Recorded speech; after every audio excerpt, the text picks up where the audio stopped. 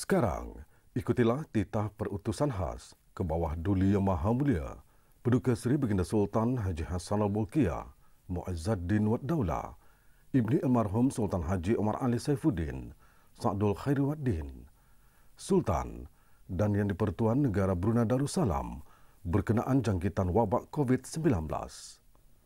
Assalamualaikum warahmatullahi wabarakatuh. Bismillahirrahmanirrahim. Alhamdulillahi rabbil alamin. Wa bihi nasta'inu ala umurid dunya waddin. Wassalatu wassalamu ala ashrafil mursalin Sayyidina Muhammadin wa ala alihi wa sahbihi ajma'in wa ba'du. Rakyat beta yang dikasihi, kita pada saat ini sedang diuji dengan COVID-19, tetapi kita bukanlah bersendirian.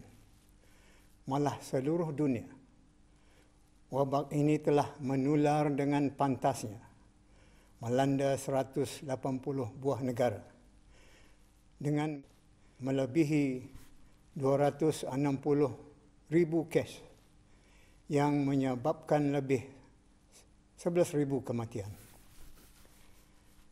Selama 3 bulan dari wabak bermula, Brunei Darussalam masih saja bebas dari COVID-19. Sedang banyak negara di dunia sudah pun mengalaminya. Namun dengan takdir Allah, Brunei kini juga telah turut dilanda. Punca wabak menjejaki Brunei telah dikenal pasti, iaitu apabila sekumpulan orang Brunei menyertai perhimpunan tabligh di Kuala Lumpur, Malaysia. Kes pertama dikesan ialah pada 3 Mac 2020 dari seorang lelaki warga tempatan berumur 53 tahun. Sehingga kini, jumlah jangkitan telah pun meningkat. Kita berharap akan dapat membendung jangkitan-jangkitan baru dengan izin Allah. Sesungguhnya, kita tidaklah boleh leka untuk menangani kes ini. Dari perkembangan yang berlaku di seluruh dunia, semua orang boleh menjangkakan bahawa wabak ini mungkin menjadi ancaman bagi jangka masa yang panjang. Kerana itu, Brunei mesti bersedia secara bersepadu untuk membentengi diri daripada wabak ini. Secara fizikal, kita didorong untuk mengutamakan kebersihan, menggunakan topeng muka dan hand sanitizer. Tetapi ini saja belum memadai, melainkan mesti juga committed dengan faktor psikologi, iaitu bersabar dan bertenang serta yakin kepada pertolongan Allah. Perlu diingat, ancaman sekarang bukan datang daripada angin ribut atau api atau banjir besar. Kalau ancaman itu datangnya daripada anasir-anasir ini, maka kita masih saja boleh mengarah unit-unit keselamatan untuk membantu. Tetapi ini COVID-19, seperti juga wabak-wabak yang lain, misalnya SARS, kita sesungguhnya tidak dapat bergantung sepenuhnya kepada unit-unit tersebut untuk membantu. Tetapi apa yang sebenar-benarnya diperlukan ialah rawatan dan pencegahan melalui pelbagai cara, seperti menghindari perkumpulan ramai, memakai penutup muka, menggunakan cecair pembunuh kuman, mengadakan sekatan-sekatan keluar dan masuk apabila diperlukan, dan membanyakkan doa. Ini semua menjadi tanggungjawab kita bersama. jangan siapa yang lari dari tanggungjawab ini. Contoh orang lari dari tanggungjawab ialah seperti tidak mengikut peraturan atau enggan untuk mematuhi arahan. Semua orang tidak wajar mengambil sikap yang bercanggah dengan etika dan agama, seperti enggan untuk menjalani ujian atau rawatan dengan alasan-alasan yang mengelirukan, seperti semata-mata ingin bertawakal. Setahu beta, tawakal itu paksinya ialah ikhtiar atau usaha, bukannya dengan melulu begitu saja.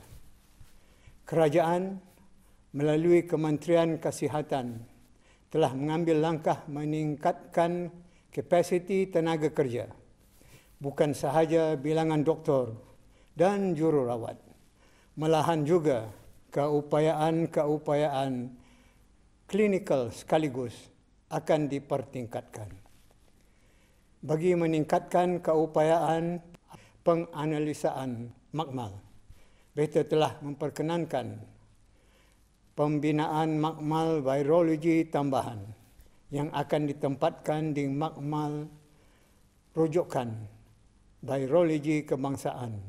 Makmal tambahan ini dijangka mampu untuk meningkatkan keupayaan penganalisaan sehingga 10 kali ganda dan dapat mengeluarkan keputusan ujian dengan lebih cepat.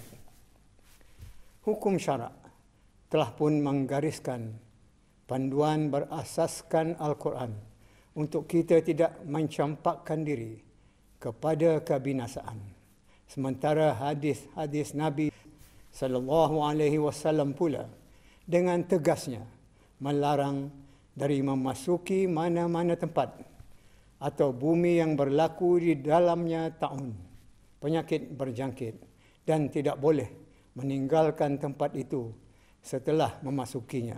Dan bahkan hadis juga mengingatkan supaya lari daripada penyakit itu. Beta menyedari semua kita mengalami kejutan, tetapi hendaknya tidak sampai ke tahap panik, kerana panik itu berisiko untuk menggugat ketenteraman. Bagaimanapun, telah kedengaran terdapat segelintir masyarakat yang membuat pembelian panik barang-barang asasi sehingga menyebabkan berkurangnya secara drastik bekalan beras di kedai-kedai dalam negara ini. Untuk perhatian semua rakyat dan penduduk bahawa Kementerian Keuangan dan Ekonomi telah mengesahkan bahawa stor beras dan gula adalah mencukupi bagi keperluan seharian dan jadual waktu penjualannya kepada syarikat-syarikat di stor negara juga adalah dipanjangkan, dibuka pada setiap hari termasuk hari-hari Jumaat, Ahad dan kelepasan awam. Diingatkan kepada para peniaga supaya jangan sekali-kali mengambil kesempatan untuk menaikkan harga barangan, dan jika didapati berlaku, kerajaan beta tidak akan teragak-agak untuk mengambil tindakan undang-undang. Selaku bangsa yang berakidah, di samping meneruskan usaha-usaha bersifat jasmani, fizikal, kita juga dituntut untuk menggandakan usaha-usaha bersifat kerohanian, spiritual, dengan membanyakkan doa dan zikir kepada Allah, serta melakukan amal ma'ruf dan nahi mungkar. Di sinilah budaya kita berbeza. Kita tahu wabak ini bukan wujud dengan sendirinya, tetapi datang daripada siapa yang bernama Maha Pencipta. Tidak siapa di kalangan kita yang tahu mengapa ia didatangkan. Tetapi bercermin kepada peristiwa-peristiwa yang dirakam dalam Al-Quran, maka dapatlah difahami bahawa setiap bala atau musibah atau wabak itu adalah ia satu peringatan atau hukuman atau intiqam daripada Allah. Cuma satu saja harapan yang tinggal, iaitu kita sama-sama datang kepada Allah dengan merendah diri, mengaku berdosa sambil memohonkan belas kasihan-Nya. Ya Allah, pelihara dan selamatkanlah kami dari wabak yang dahsyat ini. Hanya Engkau jua sebaik-baik pemelihara itu. Kepada Kementerian Hal Ehwal Agama, pandu dan bimbinglah rakyat untuk berdoa dan berzikir. Sediakan teks doa dan zikir itu untuk kemudahan. Utamakan yang mudah-mudah tetapi warid, supaya senang bagi orang ramai melakukannya. Insya-Allah, melalui usaha yang sangat berkebajikan ini, semoga Allah menerimanya. Bagi mengakhiri perutusan ini, beta dengan rendah hati mengucapkan penghargaan dan terima kasih terutama kepada para petugas kesihatan dan jururawat, para penjawat awam sekaliannya, khasnya askar dan polis yang sama-sama bertungkus lumus menyumbangkan tugas masing-masing tanpa mengira masa, dan bahkan tidak dilupakan juga semua pihak termasuk para sukarelawan yang turut menyumbangkan khidmat secara langsung maupun tidak langsung bagi menangani wabak COVID-19 ini. Semoga Allah memberkati usaha kita semua. Sekian, wabillahi taufiq wal hidayah. Wassalamualaikum warahmatullahi wabarakatuh. Demikianlah tadi titah perutusan khas ke bawah Duli Yang Maha Mulia Paduka Seri Baginda Sultan Haji Hassanal Bolkiah Mu'izzuddin Wad Daulah, Ibni Almarhum Sultan Haji Umar Ali Saifuddin Sa'dul Khairuddin Sultan dan Yang di-Pertuan Negara Brunei Darussalam berkenaan jangkitan wabak COVID-19.